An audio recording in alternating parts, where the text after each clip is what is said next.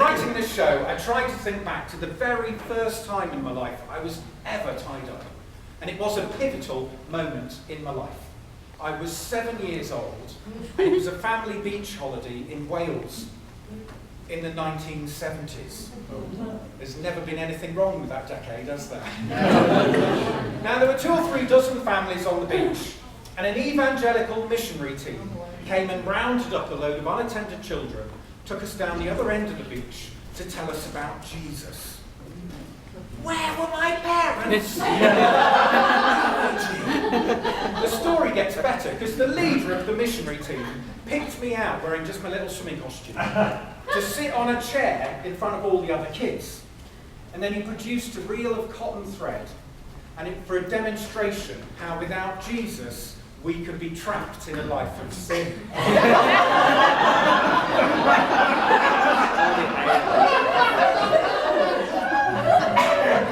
This actually happened. So he wound it once round me in the chair and asked if I could break the thread with just my tummy muscles, and I could. And then he wound it a couple more times round me in the chair, asked if I could still break it with my tummy, a bit harder, still could. Looking back, that was a very weird thing for him. What was his morning routine? I've got my keys, I've got my wallet, got my cotton bobbin. Right, I'm off to the beach to find me some children.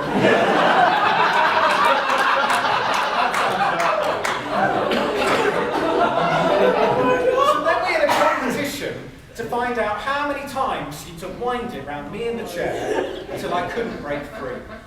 Now he wanted this to be a lesson, a metaphor for all the kids, where the thread was all the things we've done wrong in our lives, and my tummy was the redemptive power of Jesus. But you'll never guess what. You'll never guess what. I learned a very different lesson that day. I learned if somebody ties you up and you can't get out, they're in control. But if somebody ties you up and you know you can get out, you're in control. And given the choice, I prefer to be in control. Even if in my adult life, it's the wispy illusion of control provided by a very detailed to-do list. You may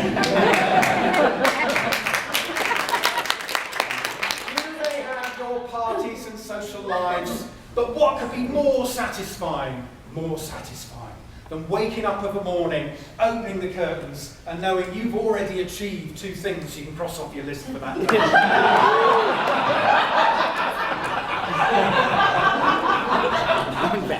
Thus, my interest in escaping from stuff was born. Jesus will set you free. But I later discovered so will a paperclip and a fork.